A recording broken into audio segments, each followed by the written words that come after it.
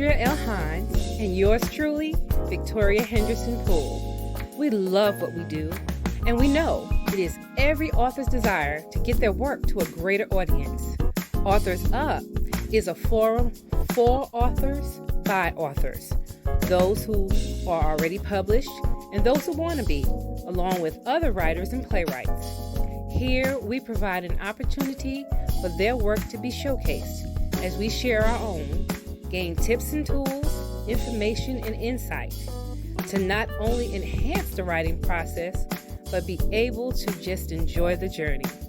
Those who are willing to put pen to paper will usually have a story they are willing to tell, and they are invited to tell it right here. And if you are not a writer yet, no worries. We want you to be a part of our listening audience. So take notes if you like, send in your questions, or just feel free to comment on the candid conversation, because it's time for Authors Up.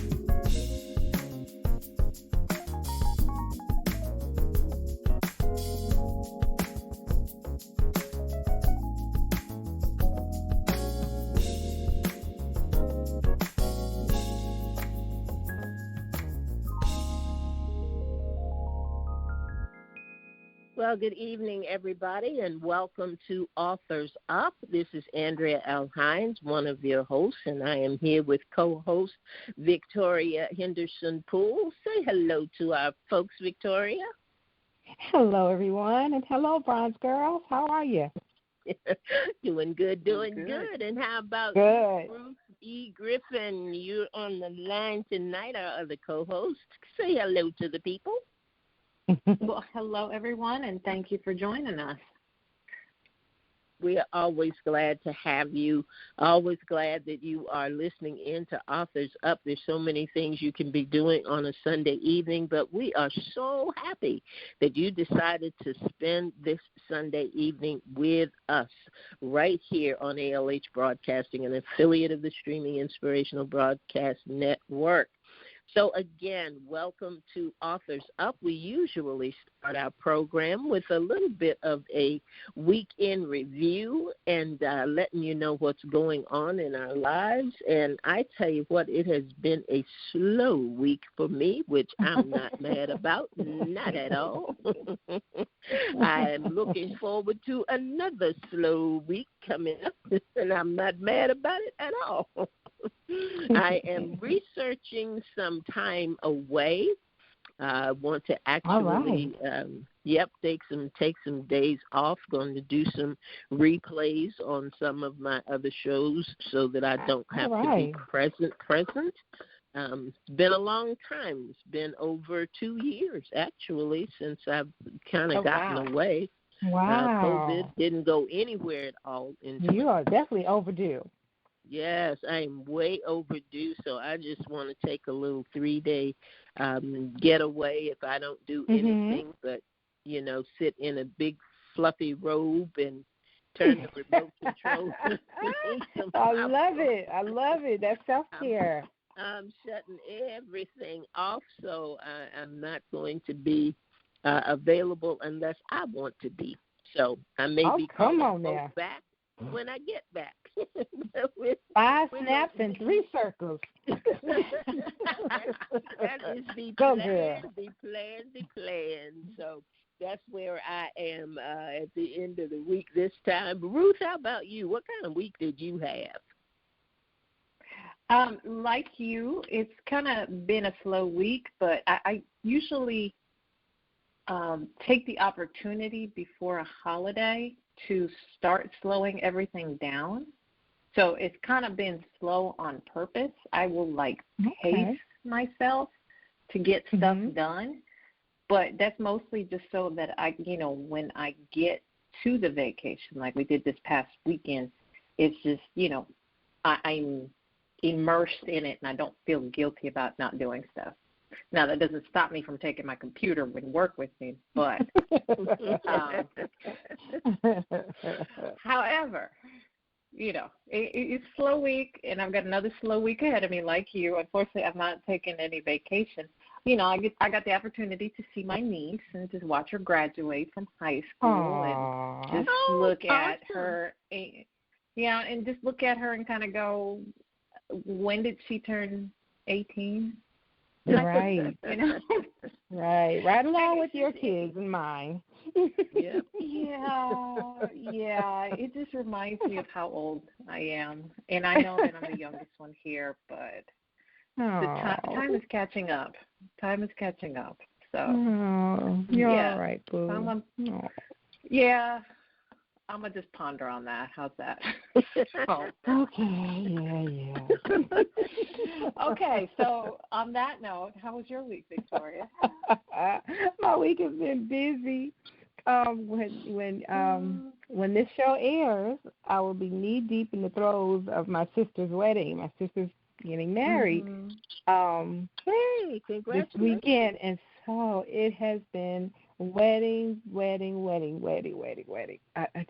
I'm looking forward to it now. You know how when you've done all the planning, you have everything in place. Now it's just time to execute. I am ready to execute and spend time with family and friends and just have, coming out of COVID, I've been looking forward to it because we haven't been able to get together as a family. And we still have had restrictions on how many can be in the room. But it's still going to be enough of us and that we just haven't seen each other and been together in a long time. And my sister's husband, his mom, and we knew them back in New York. So it's just going to be sort of like a reunion. And nice. it's just going to be really nice. So, people we haven't seen in a very long time. And just to come together to celebrate this new marriage. And I tell you, like I told my sister, I told you, coming out of the pandemic, better than you went in. I've been saying that, right? So she'll have a new husband, and I'm just grateful. I'm grateful. Well, is this wedding something Is this wedding something that they planned and had to postpone, or was it something that just came up?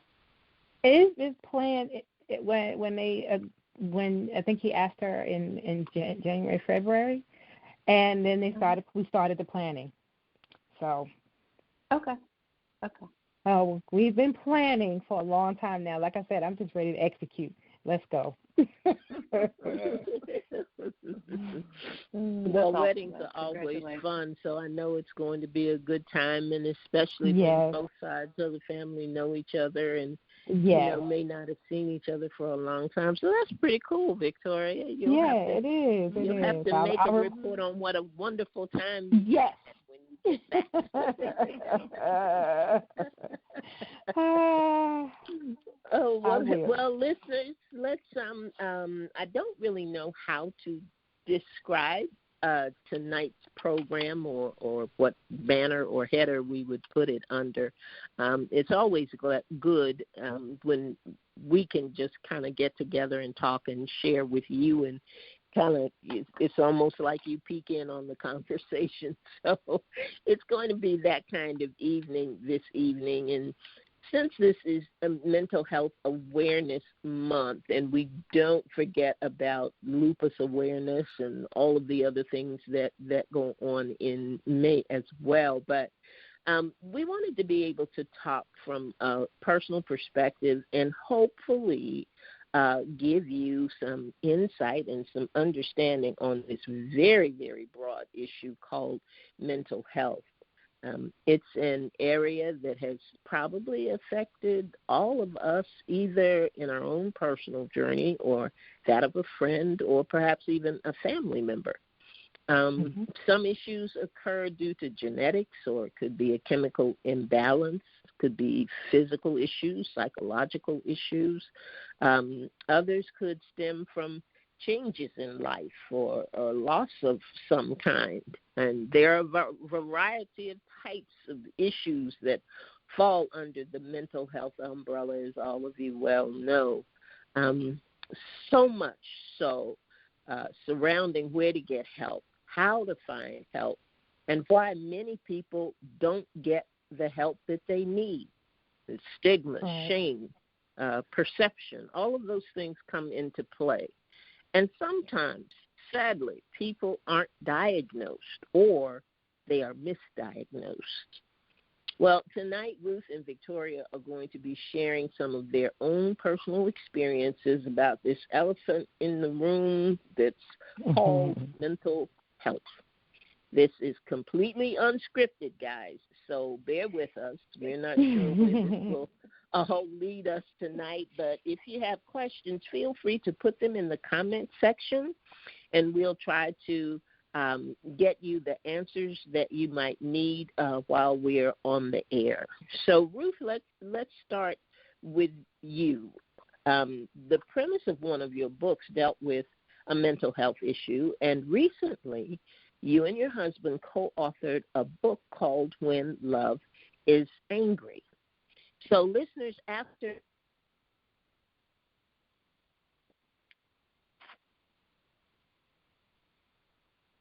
Hello?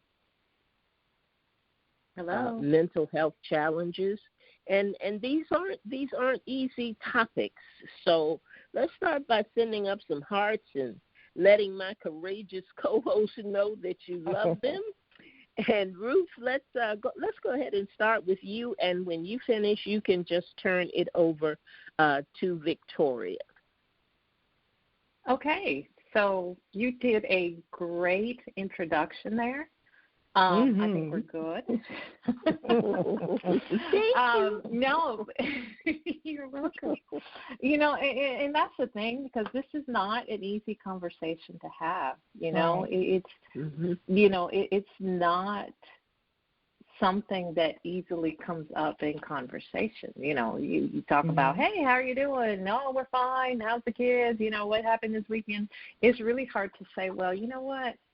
I had a depressive episode on Saturday morning, and I felt like crap all day.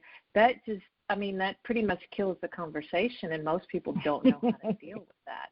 Right. So, and even then, you're just, you know, even for yourself, you're just like, okay, do I really want to appear like that to other people? So I think there's a lot going on there, and I think that we have to get to the place where it is okay to talk about this. You know, it's not like we're going to be having a conversation with strangers about it, but, you know, if you feel comfortable enough with someone, you should be able to open up and say, look, I'm having a hard time. Right. And honestly, that is the place that I've come to. I myself was diagnosed in 2005 with bipolar 2 depression. That mostly just means that I've had at least one manic episode where I am up, impulsive. You know, the feelings are good, but then it drops down to a depressive episode, and those suck. Excuse my language. Okay. You know. That's how you feel. And you know what? I think that's kind of what we have to say, because, you know, some people either don't understand because they haven't had that experience, or it's painted in a different way. You know, lately people have been painting, oh, you know, bipolar allows you to be more creative. It's this, it's that. No, it sucks. It really does. Because it's, you know, you can come to the point where you just can't see beyond it. And if you have idealized death in any way, it becomes easy to say, well, it'll just be easier for me to die. So, you know, I appreciate you guys, because, you know, this is a conversation that I truly believe that, you know, we need to normalize. You know, we need to be able to talk about it, but we also need to be able to hear it too.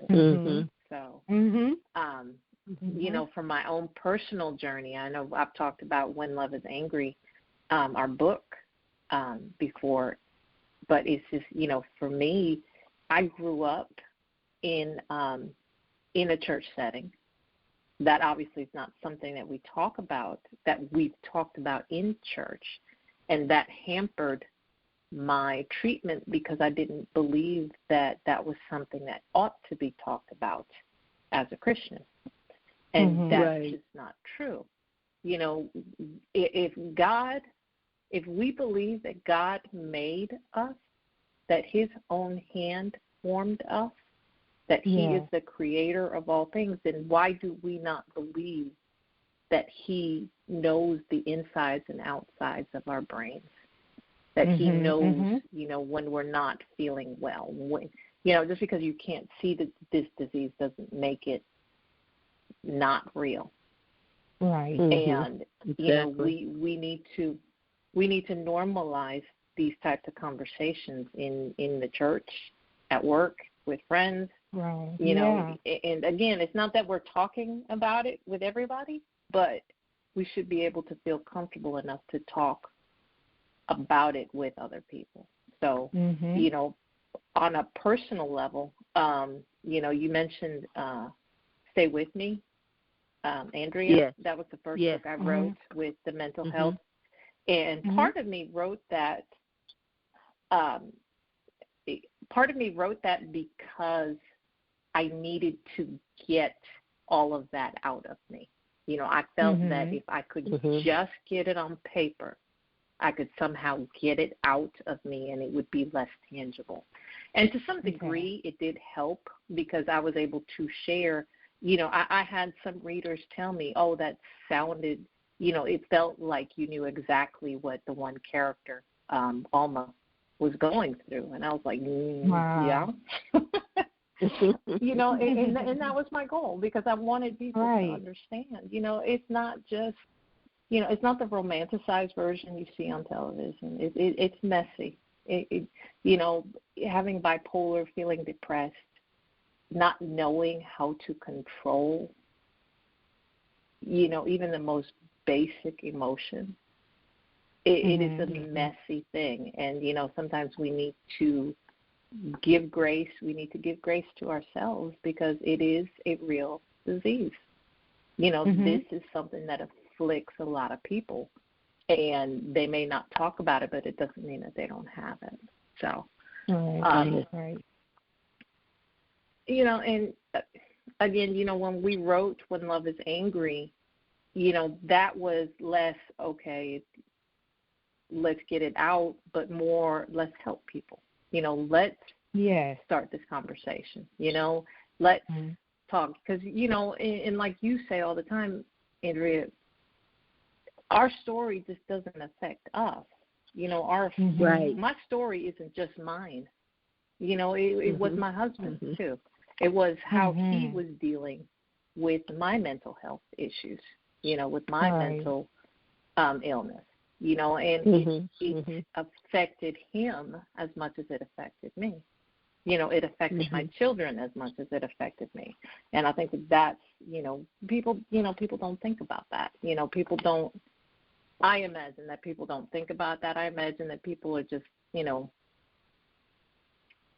it's just a hard conversation, and I imagine actually that people don't even think about it, period. So, if we, and I liken it to my grandmother. She was schizophrenic. She passed 3 years ago from dementia, actually. But, schizophrenia is what landed her in the hospital, and it is what eventually my sister was able to take care of her and get her in a nursing home. But it had robbed her of a lot of good years. And,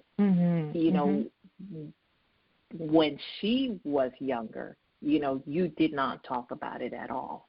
And it was just, you put people like that in the back room and you don't mention them. Right. And that was it. They're crazy. And that is, yeah, exactly. Exactly. That crazy it was just, part. they're not right. They're crazy. They're not right. They just, we don't talk about Uncle so-and-so or, they're just not all together there. And it's just, that can't be the way that we function anymore, Right. I truly believe that, if we could just talk more about this, people would get more help. And we would have a little more empathy for each other, and I think that's what it boils down to. We all have our own issues. We all have our own diseases and illnesses and ailments to deal with. Mine is just different than yours. I am in a good place now. and I thank Mm-hmm. God for that.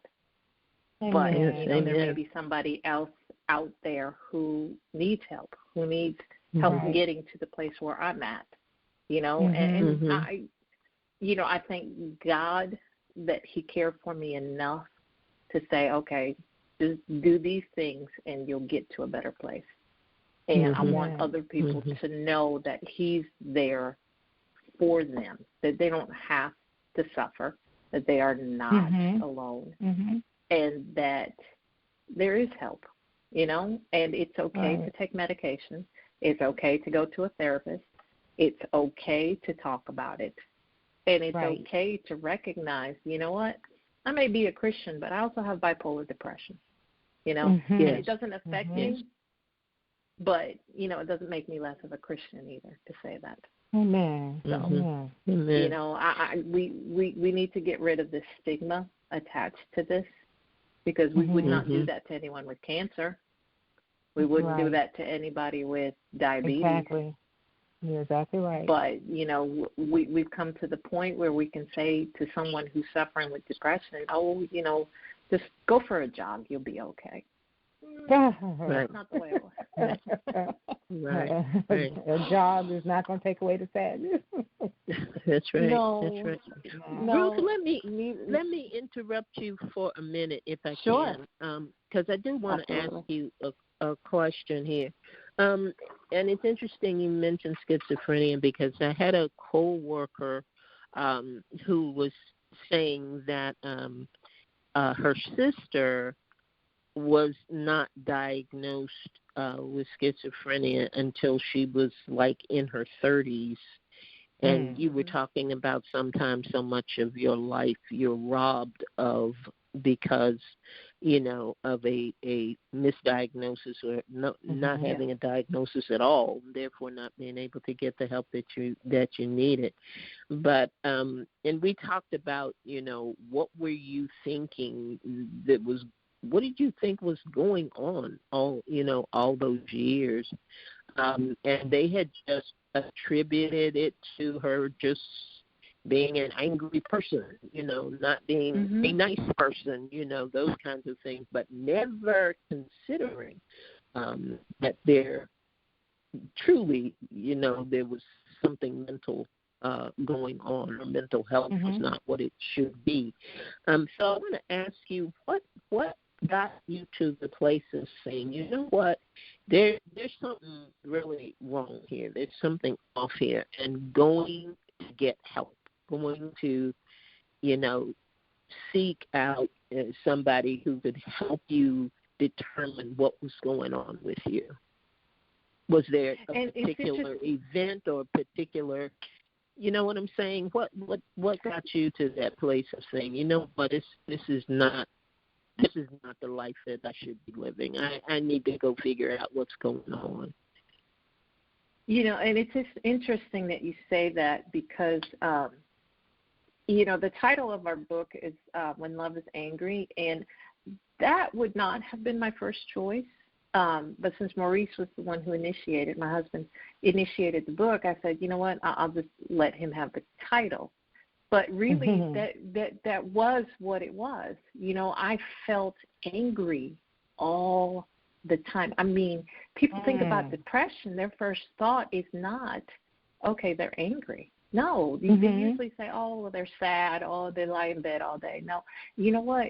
It is a mood disorder, and it literally covers the spectrum.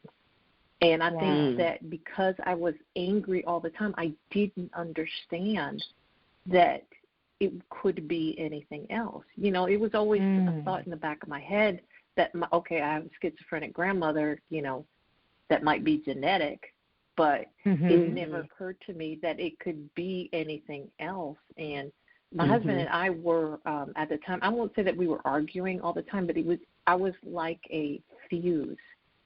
And it didn't take much to set me off.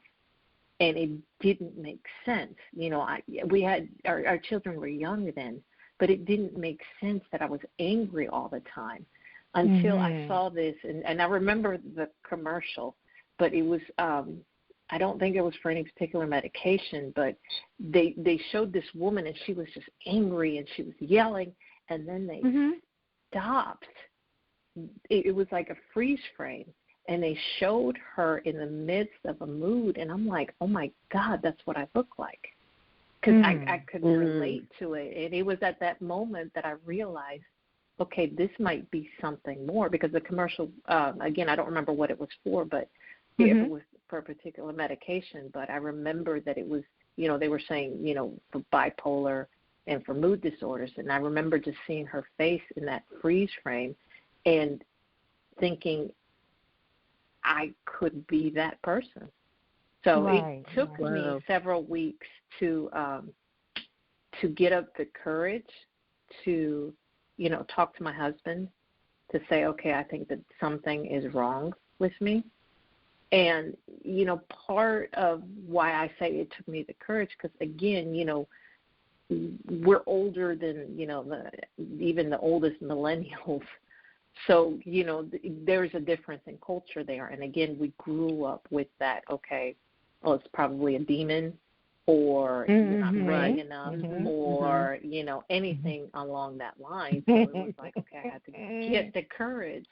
Even for my grandmother, you know what I'm talking about. Even for my grandmother, it was less that she was schizophrenic, but in her mind, she was conflicted with a demon.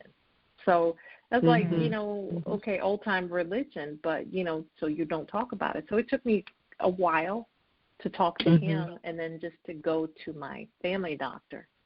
And she kind of chastised me a little bit, because every time I saw her, she'd always end the visit with, okay, anything else you want to talk about? Are you good? And it took me a lot of courage to say, no, actually, I need to ask you. And she was just like, you know what? I'm glad you did. So, she was able to get me started on my help.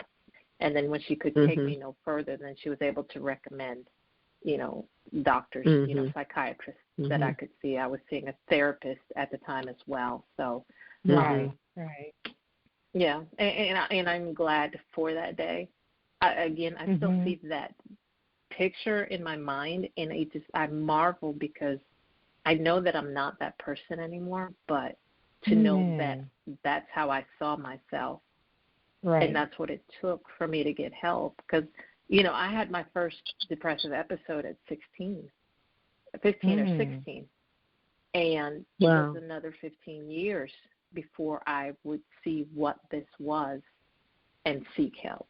So it was 15 years of that hurt, that confusion, that pain, that anger before I could finally get help. And I don't think we need to be waiting that long. Amen. If we need help, we need help. Right. And there's nothing wrong with that. Yeah. And, I thank you for that. Go ahead, Andrea.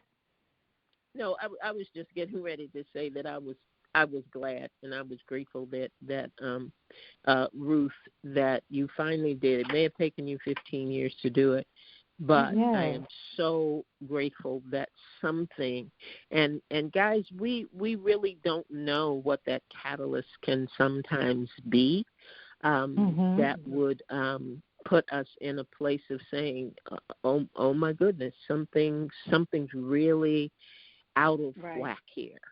And I've got to talk to somebody, and I've got to do something about it, because so many things, simply like my friend and her sister, so many things can just become the norm.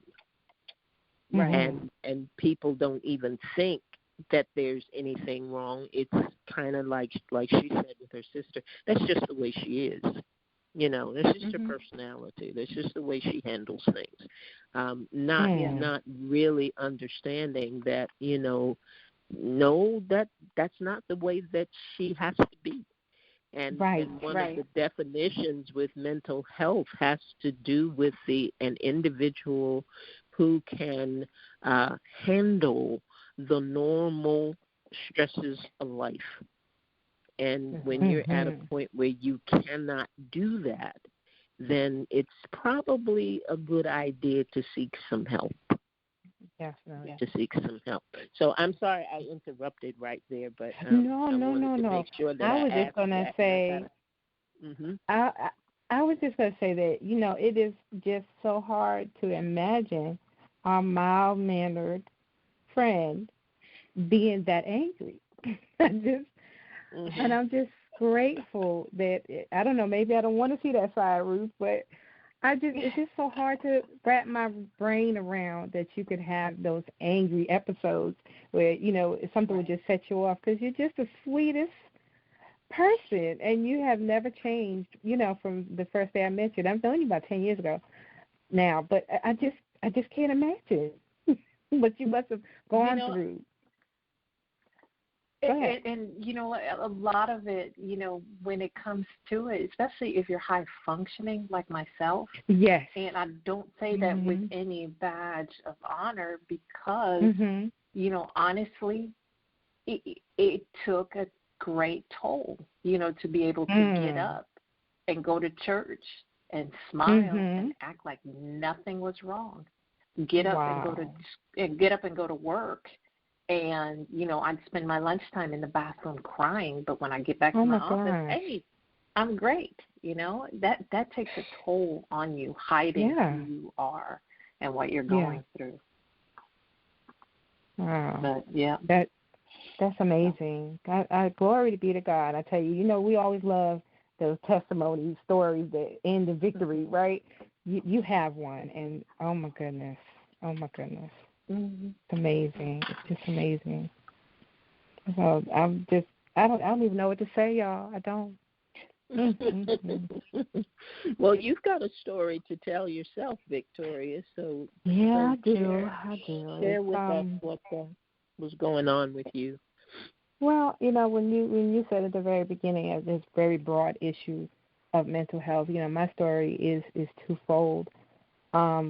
I battle a little bit with depression myself with my fibromyalgia because it can be a very debilitating disease.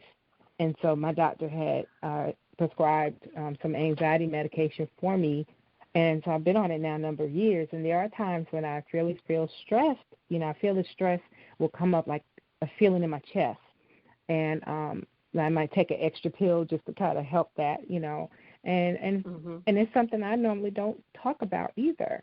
And I appreciate you, Ruth, being as open as you are about it. And because you were open with me, I was able to be open with you to tell you what I was going through at times. And so we were able to kind of help each other and have someone to talk to. And that really made a difference. I want to thank you for that because I wasn't able to really talk about it with many people.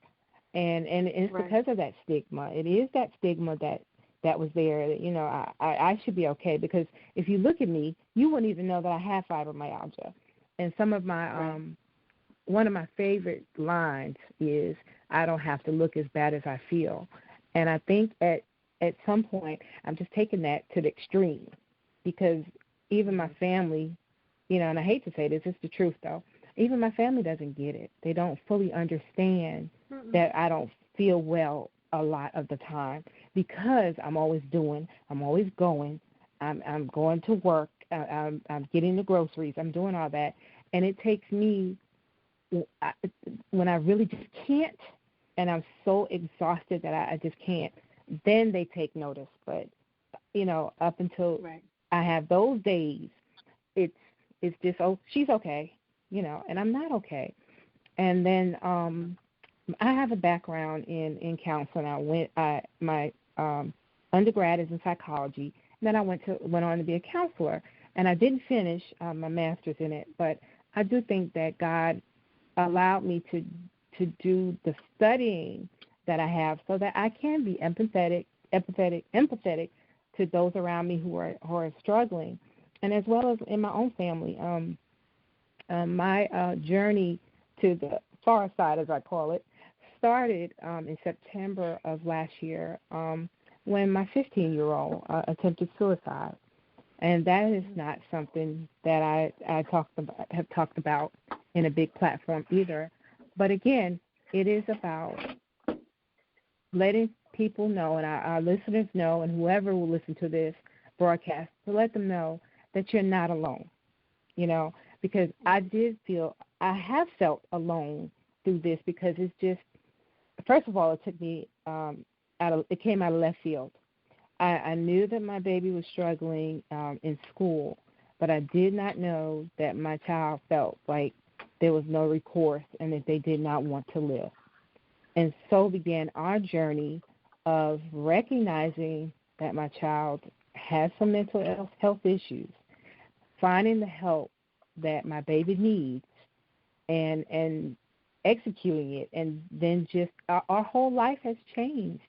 Our whole entire life has changed, because now we are more concentrated on what we say and what we do so that it won't affect my baby. And I asked her if it was okay to talk about it, and I said I would never have told anybody unless they wanted me to talk about it. And she said, well, Mom, it's your story too. And I said, well, what do you mean? Because I wanted to know what the meant. Well, you're going through it too, because I know you care about me, and we're in counseling as a family, and we're also doing individual counseling.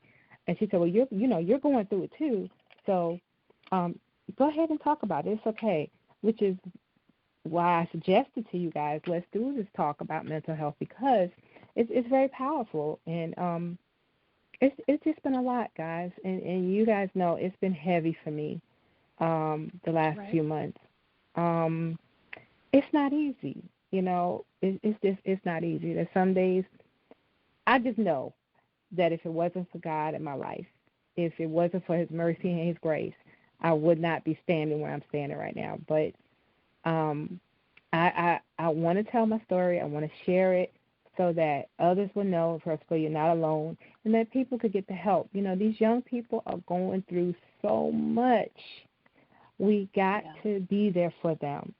And the one thing I've told my child is, no matter what you're going through, whatever challenges you're facing, I'd rather go through them together with you than to have you not be here with me. And that has made the difference, and I love you. And that's the message that I'm trying to give above everything, because I love you no matter what. And I remember my baby was crying one night and said, Mommy, why am I not normal? And I said, you are normal. And then she started crying even more. And she said, what are you crying for? I've never heard anybody tell me through all this that I'm normal. And I said, you are normal. It's just that your brain may not work the same way as other people's do. That's why you're taking the medication, and that's why we're getting counseling to make sure we find out what's going on with your brain. But you are normal. And it almost brings me to tears to talk about it. Heartbreaking. It's heartbreaking. Yeah, it is. It's my child just doesn't feel good about themselves, and so that's where we are, And I don't know. It's just a journey. It's not over yet, but it's going to be okay. It's going to be all right. That's how I feel. Yeah. And it will be, and I think, personally speaking, there are still days that I think, okay, I'm not normal. And I share this verse every opportunity I get. It's 1 Corinthians 10:13, where God says, what we are afflicted with is common to man. And we just have to cry out to God, because he has a way out for all of us. We have to stop looking at ourselves as this anomaly of just, that we are the only ones going through this. We're not. Right. We are not alone. Whether someone else understands, whether we comprehend, that God is with us and he has a way out for us. And that, when I read that one, that gave me such hope, because, and even when the thought comes back, oh, you're weird, your brain's not normal. You know what? God's got me. God said that, what I'm dealing with is common to man, which means that there's a way out. So I love that. Amen. I love that. Amen. I Yeah. love that. Amen. You know, guys, when we talked about this and talked about the show and what we wanted to do with it, I wasn't really sure what I would have to contribute. But I remember just now listening to you talk about your daughter, Victoria, and Yes. I pulled out the inspiration for the book, the second book, I think, or third book that I did called Nanny Nuggets. And I just want to read the foreword very quickly to you guys because I know we don't have a lot of time. But it said, the life of a teenager is not always what adults might think. It might seem that our only interests center around text messages, Facebook, Instagram, dating, and wanting to be grown. But sometimes teens must deal with problems and issues that are not generally associated with those who are considered underage.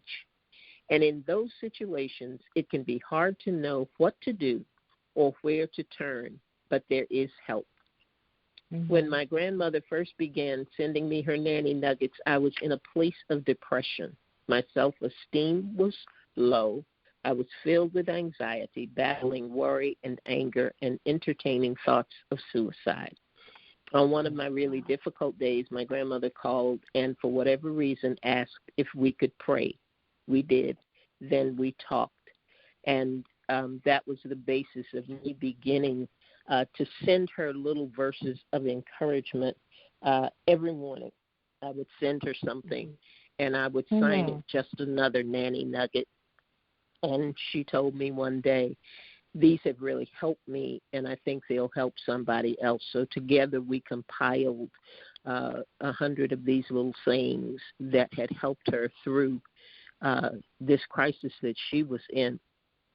Now, I had no idea that that's where she was. Wow. As much as I was around Jasmine, as close as we are, I had no idea.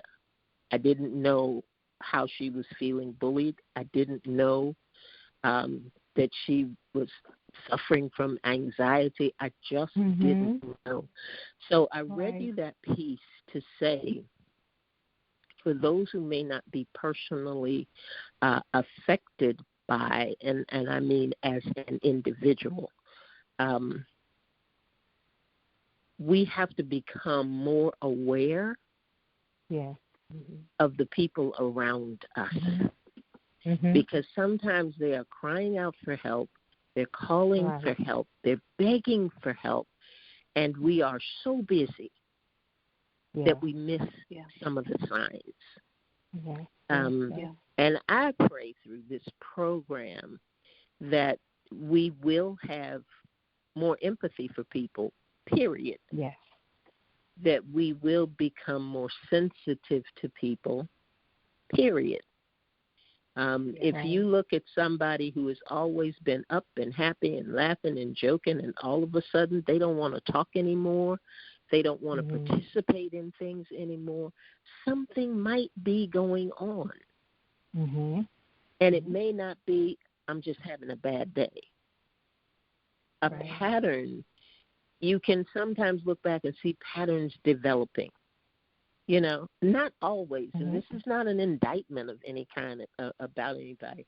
It's just an observation, because I know when she said that to me, how many times has she been looking sad or not being herself, and I didn't bother to inquire, you okay? And then really listen for the response. I took a mental health first aid class a couple of years ago, and they were talking about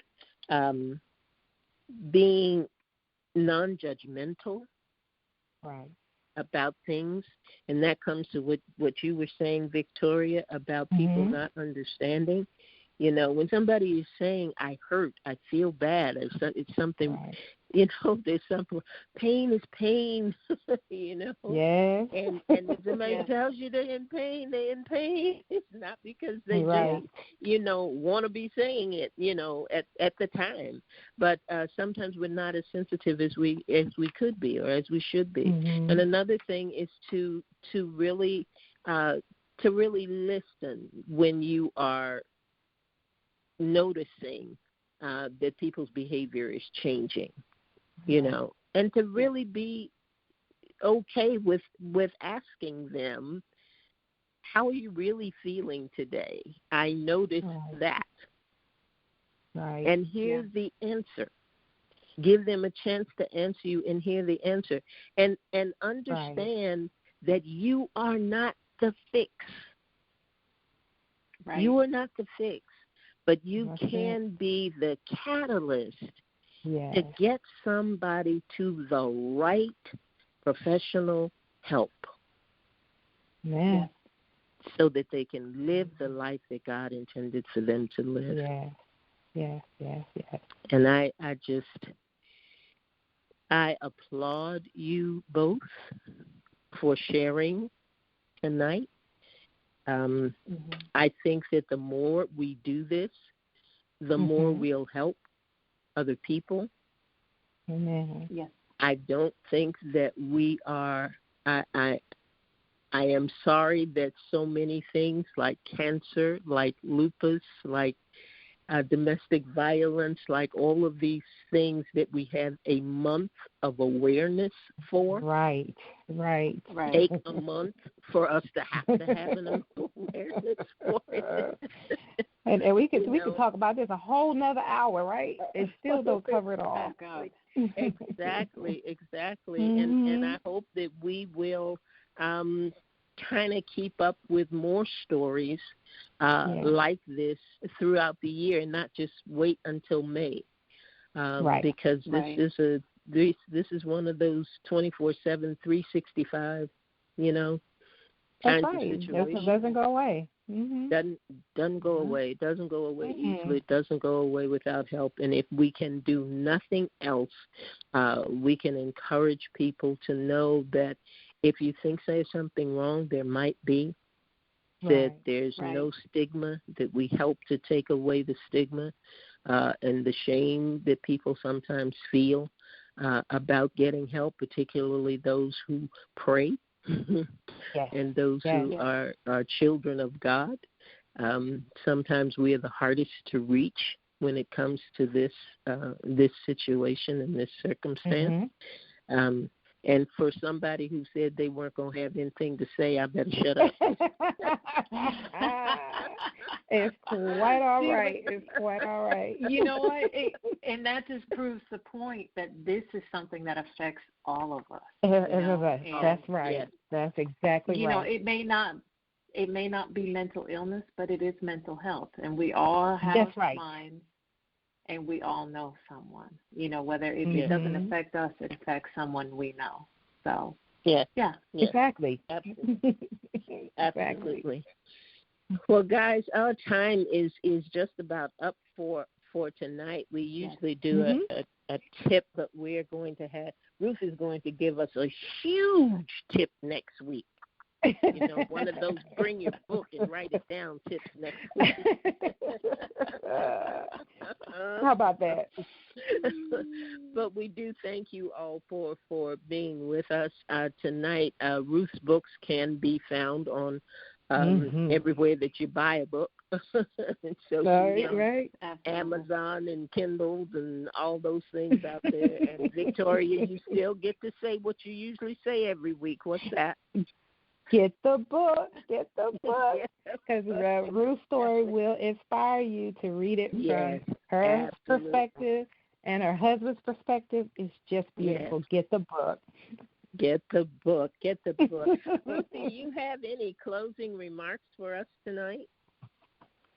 I just want to share some quick numbers or websites. If you are dealing with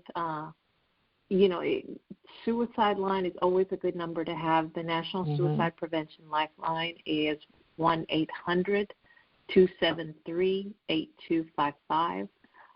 There is a great service called the Crisis Text Line, and they are just, marvelous at the service that they offer. You basically just text them at 741-741.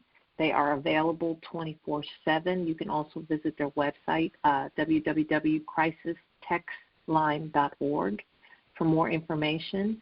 And just to get more information on mental health, you can go to www.mentalhealth.gov. All right. Amen. Amen. And you, Victoria, do you have any closing remarks tonight? I'll just thank our listeners for hanging in there with us. And if you have any comments about tonight's show or have any suggestions for any other show you want us to do, please just send us an email at authorsup@gmail.com. And I just want to say again, just thank you. Thank you so much for joining us tonight. Thank you for supporting us here on Authors Up. It's a forum for authors and by authors, but I tell you what, anybody can join in, and we are very, very glad when you do. Know that we love you.